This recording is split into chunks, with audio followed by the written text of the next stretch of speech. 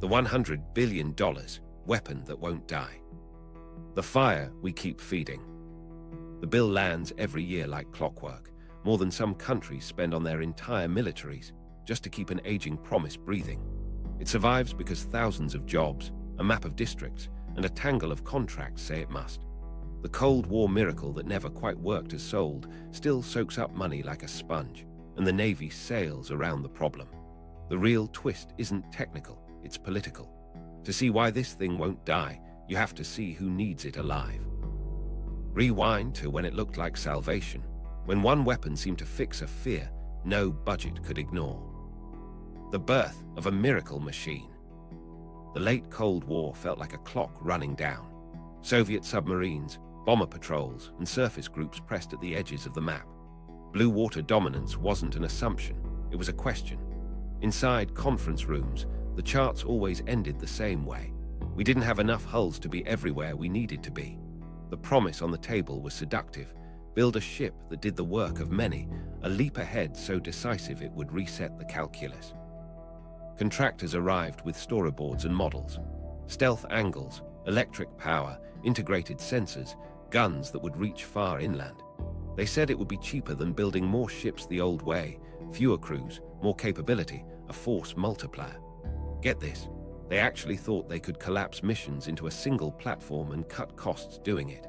In hearings, those slides looked like victory drawn in graphite and blue light. Meanwhile, across town, Congressional staffers ran a different math. The shipyard stamps were already spread across multiple states. Composite panels here, radar arrays there, final integration somewhere blessed with a swing vote. Patriotic branding did the rest. Next generation deterrence, dominance, jobs. The message played well on local radio. The photos of hard hats at the keel laying played even better. Inside the Navy, doubts whispered between program managers and captains who'd seen too many miracles turn into maintenance. A few memos flagged the risk. You can't shove a dozen new technologies into one hull without breaking schedules and budgets. But urgent timelines drowned caution. The pitch carried a simple ultimatum. If you don't commit now, you'll fall behind. And the clock said commit. The early specs were a dream. A stealthy silhouette that cut radar returns to a fraction. A power plant that could turn megawatts into weapons. A pair of advanced guns that would drop precision shells from the horizon into enemy artillery positions. A sensor suite that stitched sea and sky into one picture everyone could fight from. It was elegant. It was impossible to hate. What nobody knew at the time, because it wasn't in the glossy books, was how brittle the assumptions were. Precision shells required a supply chain that didn't yet exist. Integration demanded software that had to connect systems nobody had married before. And survivability depended on a threat environment holding still long enough for the ship to catch up. The ocean, of course, never holds still. While that was happening in the hearing rooms, a separate conversation unfolded in district offices. Letters from prime contractors outlined the subcontractors waiting to hire. Governors toured factories. Editorial boards ran op-eds about American engineering and the ship that would anchor a generation of skilled work. The idea hardened into a fact. Cancelling would be a betrayal of both security and livelihoods. In the Navy's program office, the moment of no return had a specific feel. The multi-year, multi-ship contract with long lead items funded across fiscal years. Vendors ordered specialized materials. Unique tooling was cut. Universities spun up training. Every dollar sunk became part of the argument to sink more. Schedules locked in, and with them, careers. There was a single meeting, recounted years later, where a senior officer asked a blunt question. What happens if the gun ammunition costs too much? The answer came wrapped in certainty. Economies of scale, supplier competition, incremental improvements. It sounded reasonable. It also assumed the buy would stay big enough to drive the price down. That assumption would break first. 3 decisions sealed the deal. 1. Distribute work across politically sensitive states to guarantee protection. 2. Commit to an unprecedented integration of new tech, radar, power, guns, software, so the ship looked irreplaceable. 3. Market it as a solution to both strategy and industrial decline. If you opposed the program, you weren't just against a ship. You were against jobs, deterrence, and the future. The day funding locked in, nothing changed on the waterfront. Welders still checked seams. Engineers still chased bugs. But on paper, the program gained mass. It became its own gravity well. Critics could still file pointed questions, but their words now bounced off the shield of sunk costs and patriotic framing. The hull number had a constituency. Then the first cracks appeared almost immediately. Lab tests ran hot. Software integrations slipped. The guns, bespoke ammunition, didn't hit cost targets and started creeping up the way bespoke things do when volume falls. Meanwhile, the promised, cheaper than more hulls, line became harder to say with a straight face as invoices arrived for unique parts no other ship needed. What they didn't know then was how quickly the strategic map would tilt. Precision missiles and surveillance would make the ocean smaller for big targets. But that realization lived in a different chapter. In this one, the miracle machine still glowed on slides and christening speeches. It still meant the district kept its shifts and the Navy kept its promise to leap forward. This was the moment everything changed, not because of a test or a failure, but because the web was now woven. Contracts, jobs, allied expectations, pride. The program couldn't be just a program anymore. It was a narrative, and narratives are harder to unwind than budgets. The ship had to sail. The price had to be paid. And everyone told themselves the fix was just one milestone away. Trials that told the truth. The first sea trials were supposed to be a formality, a set of boxes to check on the way to initial operating capability. Instead, engineers started keeping two lists, problems to fix and problems to explain away. Out in blue water, the new power system hummed like a cathedral organ, until it didn't. Voltage transients tripped safeties. The ship would shrug, then blink, then ask for a reboot at the worst possible time. Nobody wanted to call it what it was. A reliability risk you couldn't brief away. Stakes were human before they were technical. A crew that trained to fight now trained to babysit. Watchstanders learned the rhythms of software crashes the way older sailors learn the weather. A diagnostic screen would freeze, a worker-owned checklist would appear, a petty officer would mutter, "Again." What mattered was simple. If the lights went dim in a fight, sailors didn't get a second try. Every hiccup carried that weight. Wargames tried to give the miracle machine an honest day in court. On a classified floor with maps taped to the wall, red teams didn't play fair. They jammed. They spoofed. They flooded the air with decoys and cheap drones. The touted advantage, stealth, sensors, the long arm of those advanced guns, kept getting turned sideways by tactics that cost pennies compared to what sat in the water. Controllers quietly adjusted scenarios to focus on blue capabilities. The score still came back ugly. Meanwhile, something else was happening back in the integration lab. The elegant picture where every sensor talked to every weapon started to look like a crowded dinner table where nobody listened. Data latency crept in. Tracks duplicated. The fusion engine misranked targets in clutter. Engineers built bridges of code over canyons of incompatibility, and each bridge added weight. It worked in tests until a patch elsewhere broke it again. The system was becoming a Rube Goldberg machine with rank and a hull number. A memo circulated with the antiseptic phrasing of bad news, not survivable under modern targeting. It was written carefully, the way people write when they know their careers might be attached to the wrong adjective. The response was a meeting, then a slide, then a new plan, operate with escorts, with air cover, with deception. In short, wrap the miracle in conventional protection and call it doctrine. The workaround became the concept of operations. The concept became the alibi. Costs didn't just climb, they rearranged themselves. Money flowed not to fix the flaw, but to sustain the dream. Spare parts stockpiles grew because proprietary components failed in ways the models hadn't predicted. Specialized technicians rode flights out to meet the ship because the knowledge lived with the vendors, not the fleet. Training hours ballooned as crews learned sequences to coax temperamental subsystems into alignment. The budget line thickened, and the promise of cheaper than more hulls turned into a punchline told quietly. One micro-story stuck. A pre-deployment workup required the guns to demonstrate a live fire sequence with the precision shells. Weather was perfect. Range was clear. The crew prepped like it mattered because it did. Then procurement called, the ammo lot was delayed, the price had jumped, the test would be simulated. The captain stood on the bridge wing and watched a ship built around a weapon that couldn't be used for the purpose it was built. "We'll run the script," he told his XO. They did. The report read, satisfactory. Across town, Oversight staffers asked why the wargame metrics looked better each quarter. The answer was a new test plan. Instead of stressing the system where it tended to fail, under saturation, under jamming, under uncertainty, the evaluations validated what worked.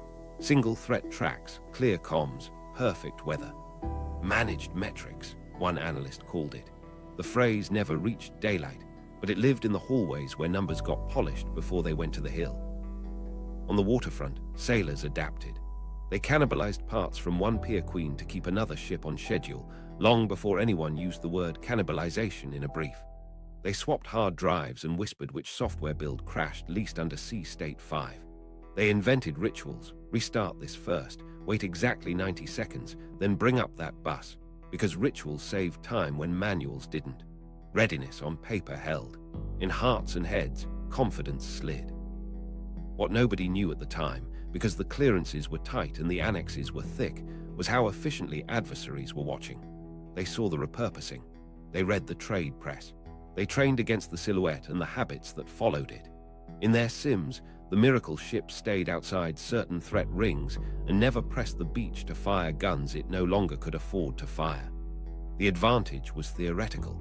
The counters were practical. This was the moment everything changed again. The trials told the truth. The truth was inconvenient, so the program learned to interpret, to stage, to buffer the raw edges of performance with narrative. That's not a conspiracy, it's a survival tactic. And it worked, because the checks kept clearing, the press releases kept flowing, and the ship kept sailing.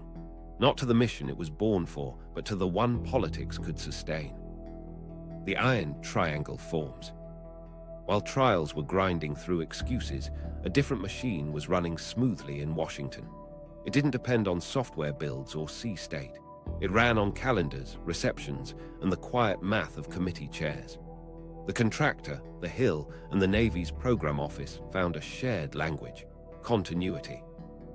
Stakes first. If the program faltered, factories would go dim. Thousands of skilled jobs, welders, machinists, coders, would feel the hit before any admiral did. Districts would lose paychecks, governors would field cameras, headlines would say abandoning American leadership. The message didn't have to be said out loud. Vote to protect the platform, protect the people. It worked because it was partly true. Action followed. Manufacturing didn't just happen where it made sense. It happened where it made votes. Composite houses in one state, power conversion modules in another. A radar aperture line revived in a third. Final assembly, naturally, where the delegation was senior and the election map mattered. When appropriators asked what cancellation would mean, staff pulled up a jobs map that looked like a spiderweb over swing states. Defunding didn't mean closing a plant. It meant lighting a fuse. Meanwhile, the contractor's government affairs team laid carpet tracks across Capitol Hill. Breakfast briefings with glossy handouts. Factory tour where members signed bulkheads and posed with apprentices. Think tank papers appeared with familiar phrases: critical capability, strategic overmatch, peer competition. The op-eds read like Doctrine with flag pins. None of it lied outright. It just omitted the parts that made the miracle look tired. Inside the Navy's program office, survival felt more practical. They needed budgets on time, requirements stabilized, and a way to frame delays without triggering a reset. The revolving door hovered in the background, not as a scheme, but as a norm. A colonel on terminal leave took a consulting slot. A deputy PM accepted a board seat 2 years later. Everyone said the same thing: "I'll keep serving, just from the outside." Incentives aligned themselves. There was one phrase that showed up whenever risk crept into a meeting: sunk costs, the shield. If you cancel now, you waste everything already paid. The tooling, the training, the supply chain, gone. The smarter version added a twist: we've crossed the valley of death. The payoff is just ahead. It reframed past mistakes as a down payment. It asked people to ignore the horizon and focus on the hill. Impact came quickly.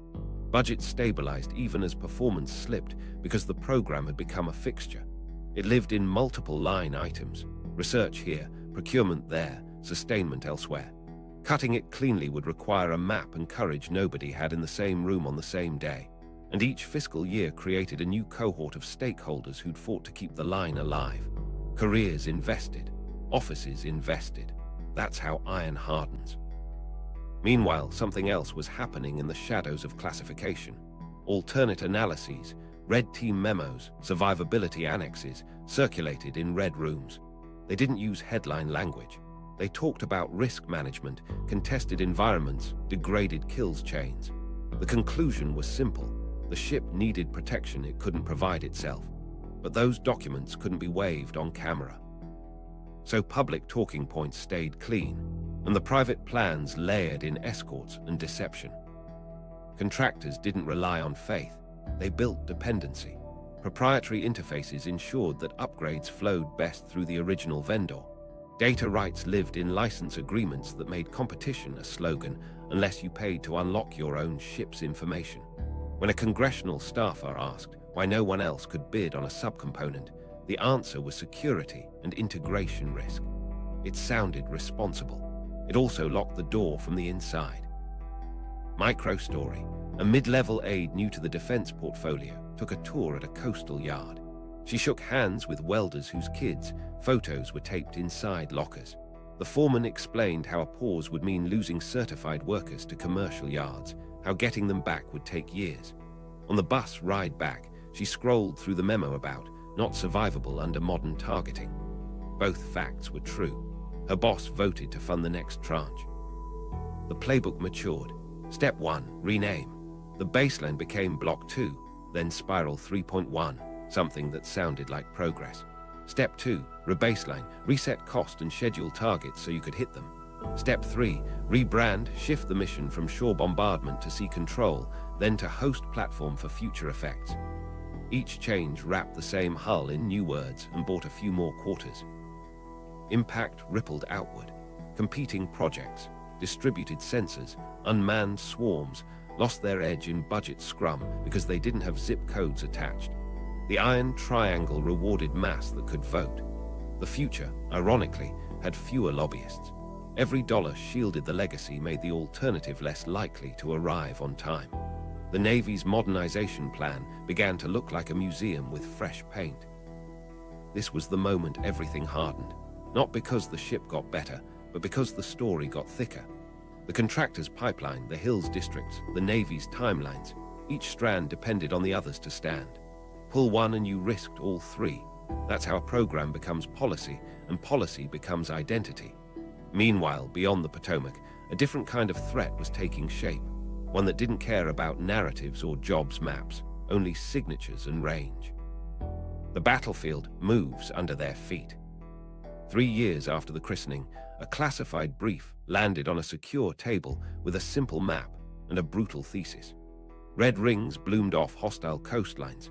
Concentric bands labeled with missile names sailors knew too well. The space where big ships could operate without constant, layered protection had shrunk like a tide going out. Precision didn't just live ashore anymore. It lived on mobile launchers, on road networks, under camouflage nets, plugged into satellites that saw wakes and heat and habits. Stakes couldn't be abstract. A destroyer wasn't a spreadsheet. It was 1,000 people and $1 billion target. If those rings were right, bringing the miracle ship close enough to use the guns it was built around carried an unacceptable risk. Commanders felt the trap closing. Either hold the ship back and admit its core mission had evaporated, or push it forward and gamble lives against missiles that cost less than a lifeboat. Action moved fast outside our control. Adversaries knit space, cyber, and sea into a kill chain that worked on volume and speed. Commercial satellites provided persistence. Passive sensors sniffed emissions. Long-range anti-ship missiles didn't need to be perfect. They needed to be cheap enough to launch in salvos. Meanwhile, swarms of small drones made every radar look busy, drowning algorithms in false choices. The fancy slide that promised seamless fusion now faced noise designed to look like truth. Impact was immediate for planners. Routes adjusted. Operating areas shifted outward. The ship that was supposed to hug the shoreline for land attack found itself living beyond the threat rings, dependent on escorts and air cover to survive, much less fight. The ocean got smaller, and with it, the window where a prestige platform could earn its keep. That wasn't a theory inside a think tank. It was a daily restriction line in the operations log. While that was happening in the Western Pacific, another brief out of the Gulf laid out a parallel lesson. Cheap, mobile anti-ship missiles tucked into fishing ports, UAVs flown from parking lots, false targets flicked on and off to bait fire control systems. The cost curve bent hard against anything large and exquisite. What nobody said aloud, because the microphones were on, was simple. We debuilt a ship to dominate shorelines, just as shorelines learned to kill ships. Back at the fleet level, the conversation turned from tactics to design. Survivability wasn't just armor and angles. It was signature discipline across the stack. Radar, infrared, acoustic, even the way a data link chatted. The miracle ship had stealth, yes, but its emissions profile under real operations wasn't a ghost. It was a pattern, and patterns get found. Sailors learn to go dark, to hold transmissions, to accept that a silent ship can't command as cleanly. Every knob turned down shaved effectiveness. A micro story brought it home. On a night transit, the tower watched a mosaic of tracks bloom, some real, some decays, just as the ship crossed the outer edge of a known threat ring. A comms hold was in effect. The fusion engine lagged. A junior officer, eyes on the drone feed, asked for authority to light a specific radar mode.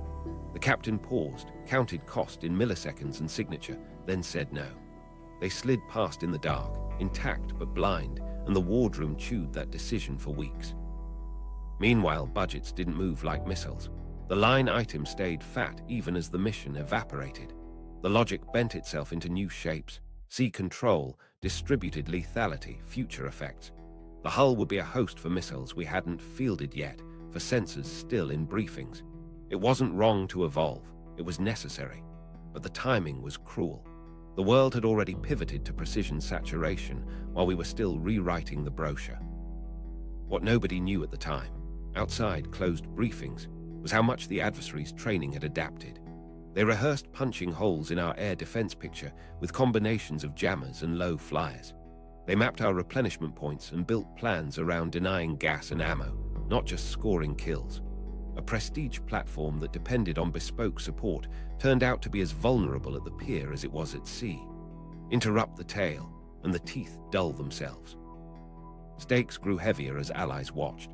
Our credibility had always been tied to presence, and presence meant ships in places that now punished ships for showing up. When regional crises squeezed decision windows, we discovered a quiet constraint. We couldn't risk the hull close enough to matter without a full package, and the package took time. Rivals noticed. They ran plays inside our logistics loop and called it strategy. This was the moment everything tilted. The battlefield had moved, and our miracle, engineered for a shoreline artillery duel that belonged to yesterday, found itself outranged, outpaced, and overexposed. The budget line didn't care, the physics did. Under the weight of new missiles and cheap eyes in the sky, the ocean stopped being a sanctuary for icons and started rewarding things that could scatter, hide, and be replaced. The program heard the message and reached for the obvious answer: upgrade. Upgrade spiral, capability mirage. So they reach for the toolkit that always feels like progress: patches, bolts, and rebrands. The first fix lived in software. Engineers promised a stability build that would smooth the power hiccups and speed up the fusion engine. It helped, until the next security update clashed with a driver and the old ghost reappeared. Crews learned a new ritual: patch nights before underway, coffee strong, backups ready, fingers crossed. The ship felt smarter in the lab and moody at sea. Hardware followed. A bolt-on sensor mast showed up on the pier like a prosthetic, extra eyes to help the fusion core sort targets faster. It added fidelity and drag, and a new maintenance card nobody had time for. Then came a revised comms suite to chat in tighter beams so emissions looked smaller. On paper, signatures dropped. In practice, operators juggled modes and waveforms, and the burden shifted from stealth to training. Capability gained a decimal. Complexity gained a chapter. Life extension refits were pitched as breathing room. Rip out fragile boxes, slide in hardened racks, reroute cabling so a single short wouldn't cascade. The yard days multiplied. Ship schedules bent around availability windows that slipped because a vendor missed a delivery, because a subcontractor had laid off staff, because the unique part for the unique ship had a unique delay. The calendar felt like the enemy. Sailors moved from sea bags to hotel keys and back again. Meanwhile, the core promise stayed just out of reach. Make the platform relevant without admitting the original bet had failed. A new missile canister would turn the hull into a long-range puncher. The brochure used phrases like host for future effects, and procurement briefers nodded. But integrating the canister meant rebalancing weight, power, cooling, crew quals, and doctrine. The more they chased plug and play, the more it looked like cut and pray. Here's where it got sticky. Vendor dependency hardened.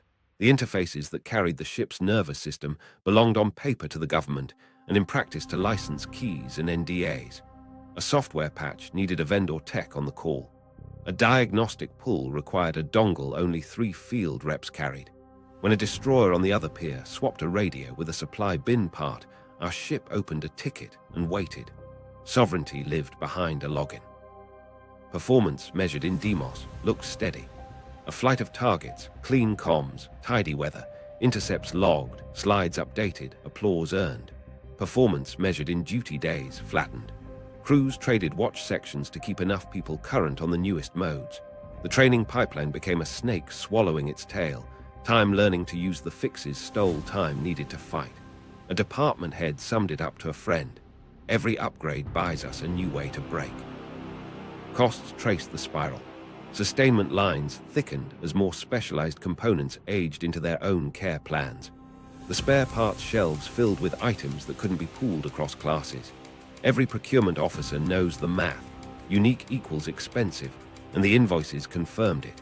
The funny part, if you could laugh, was how each fix carried a promise to reduce costs in their out years. Their out years kept moving. Micro story. During a maintenance availability, a chief stared at a locked cabinet labeled with the vendor's logo. Inside sat the test set needed to certify an upgrade that was keeping the ship from sea. The contract required a rep to unlock it. The rep was on a different coast. The scheduler showed 3 days of slack evaporate. The chief called, emailed, escalated, then borrowed a test set from a different program with the serial number taped over. The upgrade passed. Paperwork chased truth by a week. The fleet adapted like it always does. Informal networks spun up, text chains where chiefs warned each other which patch build bricked a peripheral, which cooling loop got finicky if you didn't bleed it twice. Lessons learned flowed faster than official guidance. The ship didn't get cheaper. It got survivable through improvisation, which is a fragile way to fight. Meanwhile, the annual brief to the Hill packaged all this as momentum.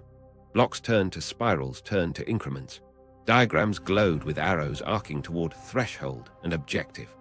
The phrase, "we're almost there," did a lot of work, year after year. A member asked the right question: when does sustainment exceed replacement? And the answer slipped into talking points about sunk industrial base and transitional risk. The applause line still belonged to support the warfighter. What nobody knew outside the vaults was that red teams were already gaming the upgrade paths. They didn't need to outrun the new mode. They needed to force the ship to use it in the wrong place at the wrong time. Jams in odd bands, decoys with signature quirks tuned to the bolt on sweet spots, salvos designed to trigger fallback behaviors crews used when the fusion engine lagged. They trained against our upgrades the way we trained to use them. The impact landed in an operations order with a euphemism: modified employment. It meant the ship would fight from farther back, fire different weapons, and accept that the thing it was built to do would be a museum plaque line, not a tasking. The upgrade spiral had delivered capability that photographed well and a readiness profile that bent under its own weight. The mirage wasn't fake water. It was water you couldn't drink when you needed it. Sailors kept the faith because that's the job. They made the fragile work. The Navy kept the line because that's the politics. And the ship, now a collage of fixes and hopes, sailed out again under a new promise. Next year's upgrade will make it all make sense. The human cost on the deck plates. The first thing you notice is the sound. Not the deep thrum of a ship underway, the hiss of laptops, the whine of a test set, the click of a breaker being cycled twice because once never seems to take. On the pier, two sailors slide a crate labeled "Removed from Service" next to another marked "Priority Need." Inside are the same components, separated by paperwork. The chief sighs, checks the serials, and decides which truth he'll live with today. Stakes live in the schedule. A deployment date is inked on a board that everyone pretends is flexible, but is. To make it, the crew has to stitch a machine back together using parts that arrive late or don't. Cannibalization stops being a word in a GAO report and turns into a nightly ritual. One team robs a power module from the training bay to bring the starboard array alive. Another pulls a cooling valve from a sister ship that hasn't moved in months. Each fix steals tomorrow to pay today. Action looks like a checklist that never ends. In combat, a petty officer runs the power-up sequence by muscle memory, counting in his head between steps because the timing matters more than the manual says. In engineering, a machinist's mate holds a flashlight in his teeth while he bleeds a line that trapped air again. In supply, a yeoman learns to translate vendor nouns into Navy verbs just to get a tracking number that means something. Everyone becomes an integration engineer, whether they want to or not. Impact shows up where it hurts. Training time traded for babysitting time. The captain wants more live reps in contested air, but hours disappear into software familiarization because the latest patch changed menus and failure modes. Gunnery drills get squeezed by vendor telecoms. A department head keeps a spreadsheet titled "Lost Reps to Admin," then closes it because the number makes him angry. Mission skills atrophy at the edges, the way muscles soften when you sit too long. Micro story. 3 days before sea trials, a junior ET finds a hairline crack in a fiber connector no one stocks. The part lists as ship unique. The vendor says 3 weeks. The ship has 72 hours. The ET and a civilian tech pull a cable from a decommissioned test rack, file the ferrule by hand, and repolish until the signal loss comes inside the line. It works. The tech goes home. The ET sleeps on the deck outside the rack, alarm set for a midnight check. He makes quarters on time the next morning and says nothing. Meanwhile, safety and mission wrestle in the wardroom. The XO frames it like this: we can meet the sail date with half the redundancy we asked for and accept the risk, or we can delay and ask the strike group to carry our water. No one wants to be the drag. The ops boss argues for sailing. The chief engineer wants another 48 hours to chase a ghost fault in the bus. The captain listens, taps the table, and splits the difference. They sail with a standing order. No high-emission modes within the outer ring, keep the backup offline unless the primary hiccups. Everyone nods. Everyone knows what that means under fire. Morale doesn't collapse, it leaks. Liberty ports get cut to make room for yard time. Watch rotations stretch, because only a fraction of the crew holds quals on the new modes. A bosun's mate, who signed up to handle lines and steel, now spends afternoons in a classroom clicking through software screens he'll never touch underway. He jokes about being an IT specialist with a deck tan. His laugh lands flat. Another micro story. A pre-underway checklist runs 6 hours long. The list includes 3 items to verify the gun's control loop, systems the ship still can't employ for real. A seaman apprentice asks why they're testing something they don't use. His LPO answers honestly, because the inspection team grades the list, not the war. The apprentice nods and keeps checking. He'll learn the difference between scoring points and winning later. Impact shows up in readiness numbers that look acceptable. The spreadsheet says green. On a whiteboard in the chief's mess, someone wrote green in quotes and underlined it twice. The difference is the gap between reported and felt. Sailors feel the fragility. They carry pocket notebooks full of rituals that keep the gremlins at bay.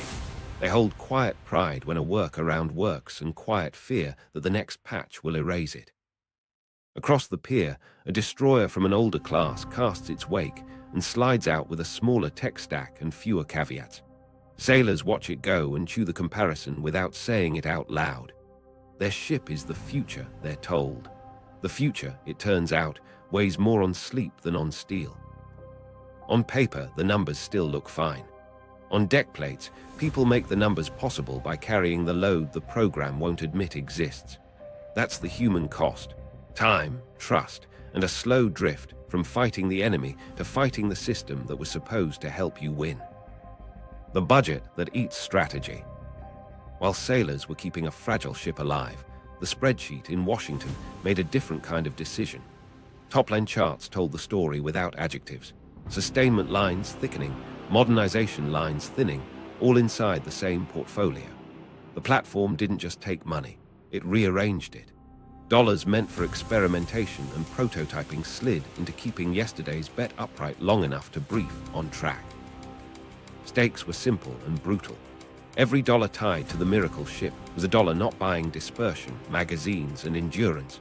The fleet needed numbers, affordable hulls, attritable drones, fresh munition stocks. Instead, the must-pay bill arrived like rent. The ship's logistics tail, spares, specialized tools, vendor travel, training pipelines, didn't sit in the headline number. It hid in multiple accounts spread across years. The total became a fog only insiders could read. Action looked like trade-offs nobody wanted to own. A new unmanned surface prototype slipped a quarter because the range cleared for its tests was suddenly booked for urgent integration events tied to the legacy ship. A distributed sensor experiment lost its deployer slot to make room for a maintenance availability that had to happen before a congressional visit. A promising electronic warfare pod missed long lead funding because the unique cooling pumps for the miracle ship needed a batch buy to keep the vendor solvent. Each choice sounded reasonable in isolation. Together, they formed a quiet policy: protect the past at the expense of the future. Opportunity cost wasn't abstract, it was countable. The money spent annually to sustain 3 prestige hulls could field dozens of small craft with long-range missiles, seed the battle space with decoys, and keep magazines full of weapons commanders actually planned to fire. The sums could harden airfields and fuel points, buy satellite time, train reserve crews who'd carry surge. Instead, those dollars polished a narrative. Inside the POM cycle, staffers started using a phrase that never made slides: the tax. It meant the amount you paid every year before you could start thinking about strategy. Hidden subsidies did steady work. Facilities upgraded for unique power requirements showed up as base improvements. Warehouses stocked with ship-specific spares were booked under general supply. Travel for field reps hid under technical assists. Program protection wasn't just a line item, it was a posture. When a skeptical analyst tried to tie the tale together for a senator, the briefing took 90 minutes and needed 5 annexes. The senator nodded, thanked the team, and asked for a 1-page takeaway that didn't exist. Meanwhile, the must-pay bill dictated where ships went, how long they stayed, and who guarded them. A platform that needed escorts and special support pulled destroyers from missions they were built for. A ship that couldn't risk forward presence without a full package slowed response in places where time mattered most. The fleet's posture bent around a single program's needs, and the map of commitments got drawn by maintenance windows and vendor calendars as much as by threats. Micro story. A numbered fleet commander sat with a wall map and a ledger. He wanted to push a distributed group into a contested strait for an exercise that would stress the new kill web. The exercise died when the miracle ship's availability slipped, dragging escorts with it. The commander retitled the event and pushed it into open ocean to make the math work. The press release called it a success. The after-action notes read like a compromise. In budget drills, junior officers tried to argue for cuts that would fund expendable swarms and cheap shooters. They ran into the same sentence every time: we can't break the industrial base. That line did real work because it was partly true. But the industrial base had become a shield for a single platform's survival rather than a bridge to new capacity. Money kept flowing to preserve the ability to build the thing that swallowed the money. Across the river, cost analysts warned that sustainment curves weren't flattening, they were compounding. Aging unique parts aged into unique failure modes. Vendor pools shrank, prices rose. The program office responded with a familiar promise: a new sustainment strategy would bend the curve. It would consolidate buys, open data rights, and introduce competition. The plan needed upfront money, seed funds, to save funds later. The seed lost to the tax. What nobody discussed on camera was posture fragility. When a platform dictates budgets, it dictates strategy. The Navy's operating concept, distribute, deceive, survive, needed mass and flexibility. The legacy ship demanded concentration and certainty. The tension wasn't theoretical, it lived in daily tasking. The more the budget fed the icon, the more the strategy starved. And strategy doesn't die with a bang. It dies with a quarterly slide that says risk accepted. Oversight noticed in passing. Hearings produced sound bites about critical capability and no viable alternative. The charts behind those words were clear. An alternative existed, but it didn't have a lobby, a yard, or a photo op. It had spreadsheets and small contracts and prototypes waiting for a chance the tax wouldn't allow. This was the moment the budget stopped reflecting strategy and started writing it. Not with a grand betrayal, but with 1,000 rational decisions lined up in the wrong direction. The check cleared. The future slipped a year. Oversight theater and paper victories. While the budget was writing strategy, the spotlight swung back to Washington. GAO and DOT and E drafted reports with careful verbs and footnotes that said the quiet part politely. Shortfalls persist in key performance areas. Operational suitability remains limited under contested conditions. Translated, the ship struggled when it mattered. The language wore a suit because that's how you speak when your audience includes people who can end your access. Stakes at the hearing table were political as much as military. The chair wanted assurance the platform was a critical capability with no viable alternative. The ranking member wanted jobs safe and flags framed. Staffers behind them had already prepped the choreography. One side would ask about costs, the other would ask about China. Both would thank the witnesses for their service. The cameras would blink their red lights like metronomes. Action began with the oath and the binders. The program manager, the contractor VP, the test official, each with tabs in different colors. A member held up a GAO chart showing schedule slips. The PM answered with a newer slide. Rebaselined milestones achieved. Same calendar, different labels. Another member asked about reliability in degraded environments. The contractor spoke about continuous improvement and referenced a successful demo in ideal weather. The DOT and E rep tried to hedge toward truth.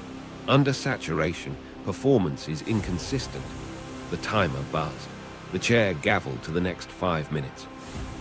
Meanwhile, the metrics were being managed upstream. Test plans that once stressed the platform under jamming, clutter, and time pressure were rewritten to validate incremental progress. One target instead of many. Clean comms instead of noisy. Scenarios trimmed to the lanes the ship could run. Charts filled with green boxes where red used to live. The numbers didn't lie. They just forgot to mention what they weren't counting. A micro story sat in an annex. During an exercise, evaluators proposed a late inject, a swarm of slow movers timed with a cyber poke that forced a fallback mode. The inject was cut as non-objective. The after-action summary read, "System met test objectives." It was true. It was also incomplete. The untested became the unseen, and the unseen became the unbriefed. Behind closed doors, classified annexes did the heavier lifting. They documented failure modes that couldn't clear daylight, fusion lag under multipath, signature spikes during mode transitions, maintenance faults that cascaded when operators rushed. They recommended mitigations that sounded like Doctrine, escorts, emissions control, standoff tactics. In the public report, those lines collapsed into operational considerations. The words kept the secret, and unintentionally, the problem. Impact on the Hill was predictable. Clips aired with members declaring support for the warfighter and concern for taxpayer dollars. Op-eds landed that weekend with phrases you could set your watch by: peer threats, deterrence, industrial base. Think tank panels convened and nodded at each other that progress is being made. By Monday, the cycle moved on to a different headline. The platform survived another round. Meanwhile, program offices learned to produce paper victories. A software patch closed a minor bug. Stability increased 12%. A training module standardized a workaround. Crew proficiency up 18%. A planned availability finished on time because the hardest jobs slipped right a quarter. On-time delivery achieved. Each success was real in a narrow sense and misaligned in the only sense that counted. Could the ship fight forward under pressure without a prayer to the gods of perfect weather? There was a telling exchange in one hearing. A junior member asked, "If this platform didn't exist today, would you buy it as designed for the fight we face?" The PM paused just long enough to hear the counsel in his head, then said, "We would buy a platform that evolves to meet that fight, and this one is doing exactly that." It was a good answer. It was also a way around the question. Media didn't help much, not out of malice but tempo. A reporter pitched a deep dive on managed metrics and got told there wasn't room in the rundown.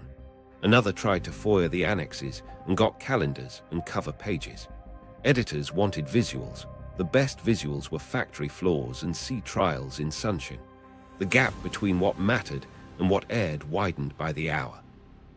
Adversaries took notes the way accountants do, line by line. They watched hearings, read between redactions, and fed their sims with our public phrasing. When they heard no viable alternative, they circled the icon and built alternate ways to break it. When they saw progress in incremental blocks, they built salvos to outrun increments. This was Oversight as theater, performative accountability that produced paper victories and preserved the one thing it couldn't measure: momentum. The checks kept clearing.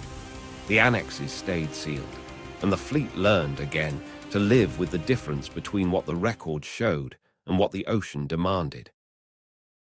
How rivals exploited our sunk costs. While Washington staged hearings, planners in Beijing and Moscow ran rehearsals. They didn't need to outbuild us, they needed to outlearn us. Our sunk costs wrote our playbook. They read it like a map. Stakes were immediate. If rivals could shape where our prestige ships dared to sail, they could shape crises without firing first. Every mile we stayed back was time they could use. Every escort we tied up to protect a fragile hull was an escort not guarding a convoy, a choke point, or an ally's pier. Influence wasn't abstract. It rode on which ships showed up and how close they actually got. Action started small and got smart.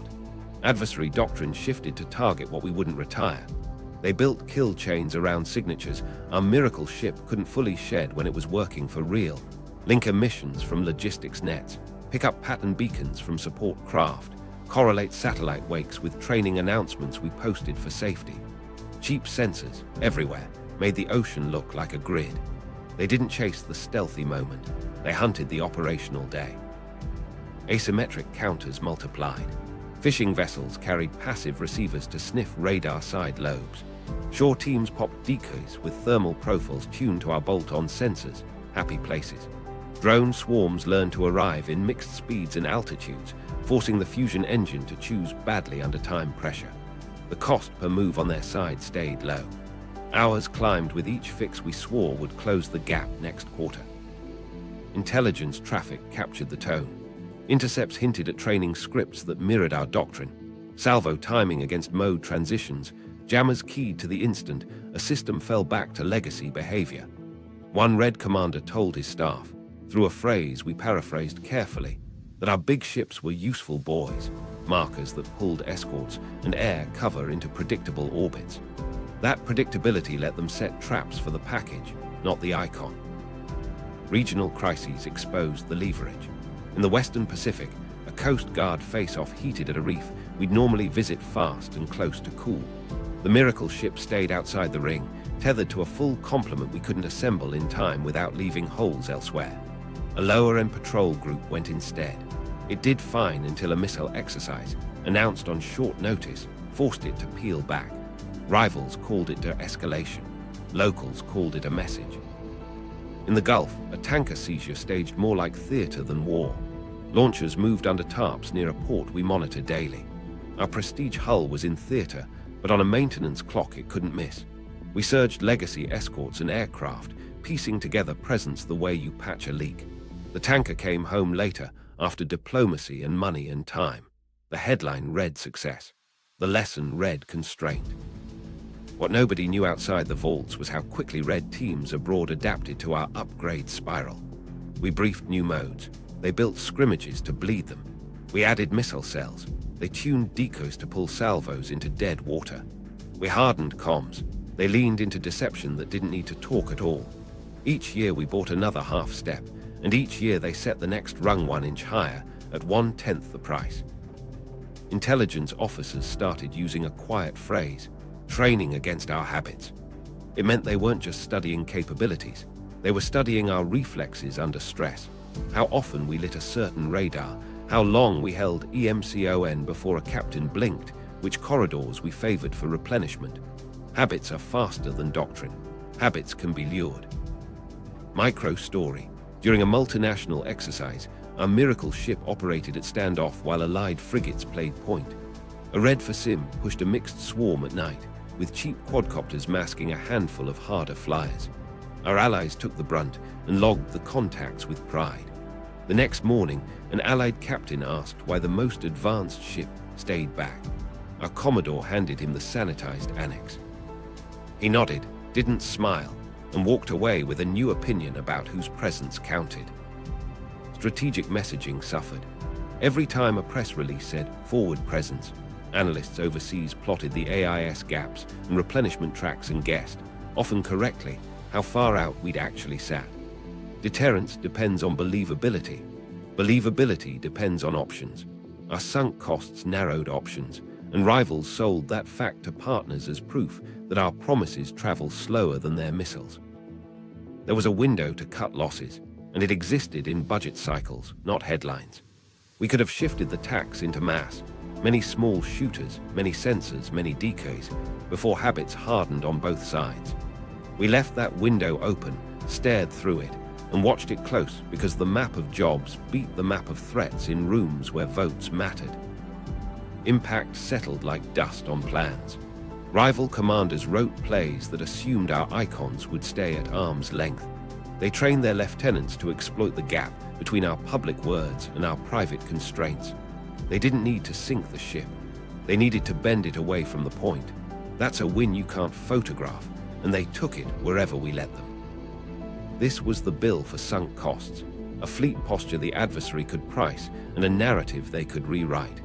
We'd chosen prestige over dispersion, upgrades over replacement, theater over change. Rivals didn't beat our miracle. They outmaneuvered our refusal to let it die. The cancellation that wasn't. When the announcement finally came, it sounded like closure. The platform would sunset, responsibly, aligned to a replacement that promised everything the brochures used to. Headlines said the Navy had learned. Investors shrugged and moved their money a few inches to the right. In the wardroom, sailors looked at each other and asked the only question that mattered: when? Stakes were buried in the fine print. The sunset date was tied to milestones for the next thing: missiles in quantity, new command and control, hulls that could scatter and survive. Those milestones slipped the way big promises do. Each delay justified a bridge, a maintenance deferral here, a temporary extension there, a service life adjustment that nudged the retirement window just past the next appropriation cycle. Cancellation lived on the podium. Continuation lived in the contract. Action moved quietly. Bridge contracts replaced block buys, sliced thin enough to feel temporary and priced just high enough to keep lines open. Sustainment packages were rebundled as transition support. Spare parts buys were relabeled obsolescence mitigation. A system slated to end became a constellation of sub-programs, each with a purpose no one wanted to argue with: safety, readiness, industrial base. The whole program didn't get funded, its pieces did. Meanwhile, maintenance calendars did math the press release didn't. Availability windows that should have been final turnarounds stretched into last availabilities. Yard periods added items necessary for safe operation through the transition. Sailors planned for decommissioning ceremonies that slipped twice. A chief framed the original sunset memo in the shop and taped a sticky note over the date with a question mark. It stayed there for a year. Political cover wrapped the extension in the oldest phrase in town: support the warfighter. Members visited decks and asked crews what they needed. The answers were simple: parts on time, predictable schedules, training that matched reality. The photo ops turned those answers into votes for funding lines that kept the old thing warm. A freshman member told her district paper she'd fought to keep capacity on the water. the ribbon cut in a plant 2 states over agreed. Contractors adjusted like water finding a slope. Divisions were restructured, program names changed, capabilities migrated to enterprise efforts with fresh acronyms. The payments flowed under new labels: data environment services, digital thread sustainment, software assurance. The hull stayed the hull. The vendor list stayed the vendor list. The portfolio chart looked different. The invoice totals did not. A micro-story captured the mood. A decommissioning team arrived with binders to plan the ship's retirement. They walked through compartments tagging gear for salvage or scrap. Halfway through, a message redirected the team to inventory items for a bridge mission set. The lead shrugged and switched the tabs in her binder. The crew unbolted nothing and went back to prepping for a deployment now labeled limited. The decom party got moved to a date after hurricane season.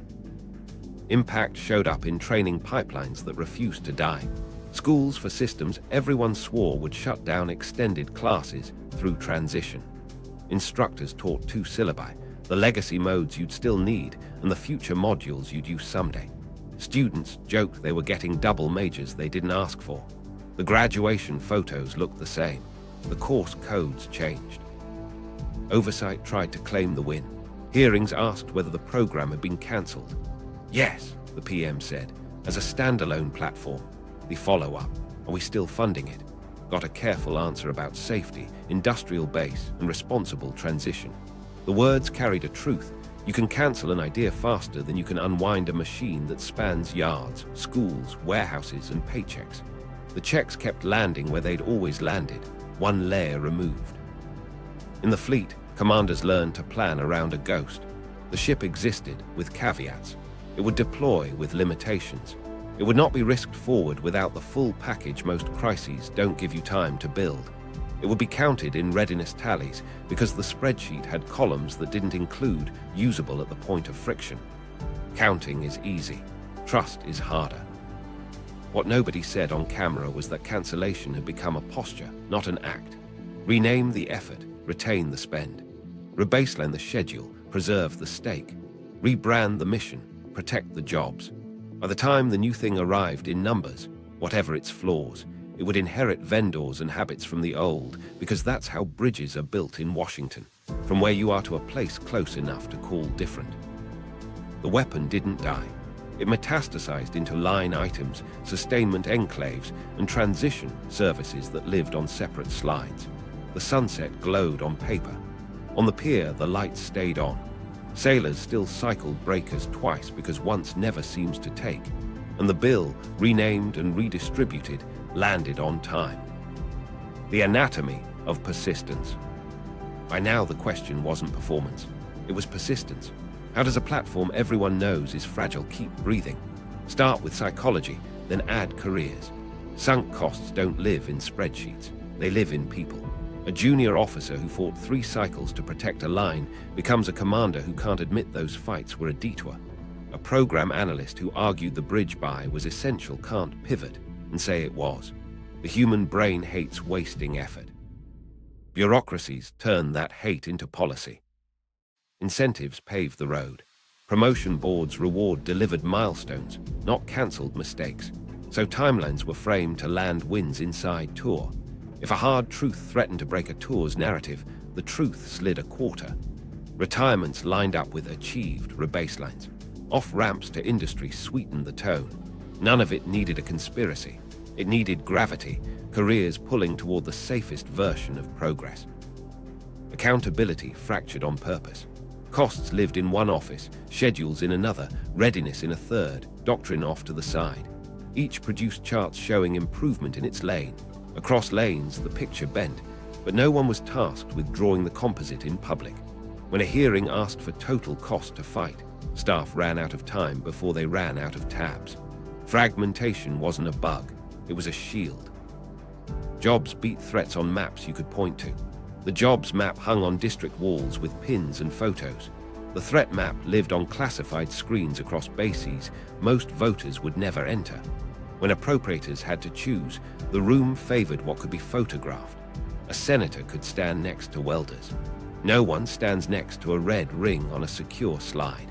The vote followed the camera. Fear did quiet work. The word gap turns spines to stone.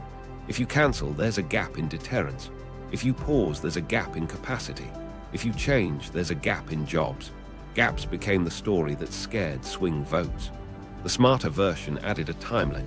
Rivals won't wait, therefore bridge funding. The bridge never ended at another shore. It ended at another bridge. The playbook was muscle memory. Rename the problem so it sounds solved. Rebaseline the schedule so it looks met. Rebrand the mission so it feels aligned. Repeat until fatigue replaces scrutiny. Advanced gun system became future effects host. Slipped IOC became threshold achieved. Shore bombardment became sea control, then long-range strike potential. Every rename moved debate onto new terrain where critics had to relearn the dictionary while calendars advanced. Micro story. A captain slated for staff duty drafted a memo arguing to cut one last availability and retire the hull a year early. His front office softened the edges, then parked it under options considered. 2 weeks later, he interviewed for a fellowship with a firm that held a piece of the sustainment work. They asked thoughtful questions about responsible transition. He didn't change his mind. He did change his verbs. Vendor dependency hardened the lock. Proprietary data and interfaces turned competition into a slogan that required paying the incumbent to share what the government already bought. When reformers pushed for open systems, they hit the clause. Proprietary protection equals security equals national interest. The logic was tight enough to win meetings and loose enough to keep the key in the vendor's pocket. Fragmented fiscal years helped. Each year's bill felt smaller than the total, and each office's share felt reasonable compared to its own baseline. Decision rights were dispersed just enough that no single signature could end the spend. To stop momentum, you needed coordination across appropriations, authorizations, fleet schedulers, and program legal. Getting all those people in one room with one appetite for risk rarely happened. Meanwhile, the narrative machine kept pace. Think pieces warned against capability gaps that would invite aggression. Op-eds highlighted apprenticeships and veteran hires tied to the line. Panels spoke in layered abstractions, strategic ambiguity, peer pacing, industrial resilience. That all resolved to a simple action: keep funding. The story grew thicker than the evidence that contradicted it. Courage was rationed. A few officers told hard truths in closed sessions. The platform adds risk, not deterrence, at the point of friction. Their reward was respect, and a note to rotate them somewhere their candor couldn't harden into policy. A few staffers did the math that tied the tale together. Their briefings earned nods and a promise to socialize this. Socializing truth is how truth goes quiet. Micro story. A Hill staff director asked for a single number. What's the all-in annual cost to keep 3 hulls usable as employed? The answer arrived in 5 binders and a thumb drive with an index that broke at tab 14. The director emailed back, "I need 1 slide." The program sent a 1-pager with 3 bullets and a green arrow. The meeting ended on time. Persistence wasn't a mystery. It was a system that rewarded defending yesterday while promising tomorrow. It spread ownership so thin no one felt responsible for the whole. It paid real people to keep showing up at real factories while the threat kept rewriting physics. Can the Navy break that cycle? The tools exist. Kill switches, open systems, data rights, independent tests tied to budgets. The blueprint isn't the wall is culture. Breaking through means someone has to trade a tour's clean narrative for an honest one and live with the noise that follows. The escape blueprint, what it would take. If persistence is a system, escape has to be one too. Start with hard thresholds that don't bend to tour. Publish kill switch metrics in plain language tied to mission, not milestones. Mean time between critical failures under jamming, time to engage under saturation, days at sea between vendor-assisted resets. Missed twice in a rolling year, funding auto-diverts to pre-approved alternative. No waivers, no new adjectives, no rebaselined. Turn performance into a breaker that trips money. Then cut the lock. Debundle sustainment from procurement so the shop that built the hull can't own the wrench forever. Mandate open systems architectures and government purpose, rights for interfaces the taxpayer funded. If the Navy buys the nervous system, the Navy owns the pins, the schema, and the test sets. Vendors can win on speed and quality, not on license keys that hold ships at the pier. Write it into contracts up front. Data escrow, interface control documents delivered with verification rigs, penalties for black box drift. Now redirect the tax. Every dollar freed by a tripped kill switch flows to survivable, distributed effects. Lots of small shooters, lots of ugly decoys, lots of sensors you can lose without writing a letter home. Numbers over prestige. Think magazines first. Containerized anti-ship missiles on auxiliaries, patrol craft with reach, maritime drones that saturate channels with eyes and teeth. Pair that with logistics you can hide, fuel bladders, austere replenishment, prepositioned parts for things you can actually replace. Deterrence isn't a press photo. Its options are rival calm price. Bridge the workforce or the politics kills the plan. People fuel persistence because their rent is real.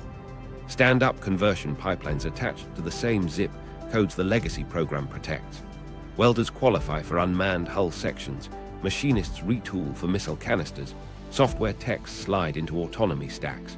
Tie state grants and do dollars to placement targets inside the replacement portfolios. A senator can stand next to that ribbon too. Make tests bite. Independent test regimes already exist. Give them automatic budget triggers. Define contested condition gates, saturation, clutter, degraded comms, cyber noise, and tie tranche release to passing them in the open where classification allows and in closed annexes where it must. If a program narrows scenarios to dodge the gates, money pauses by default. No more paper victories. Demos that look like war or no tranche. Accountability needs a single pane of glass. Create a public total cost to fight dashboard that rolls sustainment, training hours lost, vendor assists, and escorts required into one number per platform per year. Update it quarterly, signed by the fleet commander who lives with the risk. If the figure rises while mission utility falls, the kill switch queue lights up. Make it boring to argue about, impossible to ignore. Doctrine has to keep pace or hardware reform dies on the pier. Write employment concepts that reward dispersion and punish concentration. Prioritize tactics that assume you're seen and survive anyway. Silent legs, deception packages, delayed emissions, mission command that tolerates ambiguity. War games should grade leaders on living with bad choices, not on perfect comms. If a concept requires sunshine, throw it out. Micro story. A surface commodore gets handed a squadron with one prestige hull and a handful of cheap shooters. Under the blueprint, he's told to plan 2 operations, one with the icon forward, one with it held back and massed small craft in. He runs both in a live exercise with independent adjudication and publishes fuel burn, engagement timelines, and leak rates. The plan with dispersion wins on time and risk. The prestige plan wins on photos. The admiral signs the one that wins on time. Culture is the wall. Reward candor over program protection in promotions. That means board precepts with teeth. Credit officers who cut legacy load and bought readiness. Dock those who defended paper over performance. Give career oxygen to the people who trip kill switches and move money fast. Create a protected lane for whistled truths about managed metrics. Classified, yes, but flagged for action with timelines. Procurement rhythm has to change. Shift from decade bets to modular buys with annual off-ramps. Set ceiling prices with real competition, not the theater of a second source that never sees a drawing. When a module fails a gate, swap it without threatening the hull. Make rapid replacement normal and prestige rare. Industry won't like parts of this, but industry adapts to rules. Signal stability in the new demand, multi-year contracts for attritable things, long lead buys for missiles with firm quantity ramps, recurring orders for open standard boxes any qualified vendor can build. Tie bonus fees to fielded uptime under stress, not to passing lab tests. If primes want in, they'll bid. If startups can deliver, they'll scale with the primes or without them. Congress needs a map it can sell. Package conversions, not closures. Fund regional centers that retrain legacy workers into distributed fleets and autonomy maintenance. Require quarterly workforce reports alongside the total cost to fight dashboard. When a member asks, "What happens to my district if we trip this switch?" The answer is jobs moving, not jobs lost. Finally, set the clock. Publish a 5-year glide path that turns prestige taxes into dispersion, year by year, with percentages and platforms named. Not the path in law where you can. If a crisis hits, surge the cheap and many first. Let icons earn their keep by staying out of the way. The blueprint won't win you applause at a christening. It will buy you minutes in a fight, and minutes are what keeps sailors alive. Culture, courage, and the next war. The blueprint exists. The wall is culture. Promotions reward polished tour and paper wins. Breaking the cycle means flipping who gets credit. Reward candor over program protection. A captain who trips a kill switch and frees money for real readiness should walk into a board with an arrow next to his name, not asterisks. Put that in precepts, not speeches. War games have to make leaders live with bad choices. No perfect comms, no clean weather. Grade outcomes, not optics. If a commander keeps an icon forward for the photo and loses time, mark it as a loss. If another disperses cheap shooters, takes the punch and buys minutes, call it a win. Minutes are strategy in motion. Minutes keep sailors alive. There's a case study the fleet still talks about quietly. A numbered command cut legacy load by choice. They shelved a prestige availability, moved the money into small shooters and spare missiles, and rewrote their ready cycle around dispersion. The first exercise looked ragged. Comm windows slipped. Fuel plans broke twice. By the second rep, the kill web tightened. Their response time into a contested literal fell by half. Readiness rose because they stopped babysitting and started fighting. The lesson wasn't that icons are useless. It was that agility deters more than silhouettes. A rival who can predict your package can shape your options. A rival who sees a storm of small, fungible threats has to hedge. Hedging is time. Time is deterrence. The real deterrent is agility, not icons. Stakes don't get cleaner than this. Lose money now or lose blood later. Every bridge contract that keeps a fragile hull walking buys you a headline and sells you seconds in the fight you'll wish you had. It's not rhetorical, it's arithmetic. The adversary's cost per attempt keeps dropping. Yours rises every time you choose prestige over numbers. Courage in this context isn't a speech. It's a memo that lands wrong in the right way. A fleet commander signing a plan that pulls a museum peace mission and stands in front of cameras to explain it.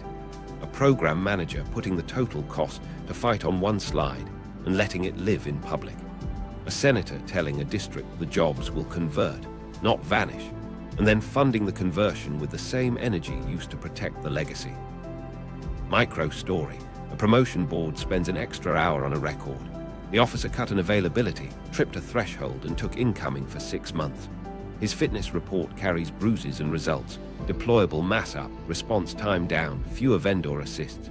The board president says, "This is the risk we asked for." They bump him above a peer with cleaner bullets and softer outcomes. Word leaks the way it always does.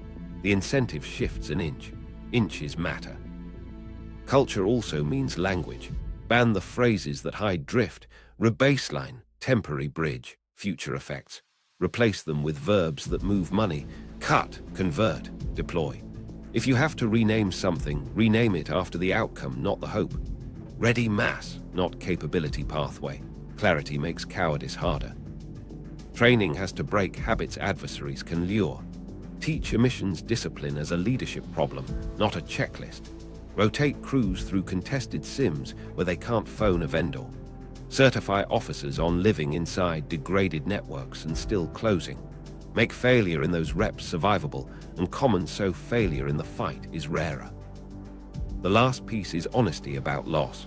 Some icons won't survive this shift. They shouldn't. Retire them with respect and tell sailors why.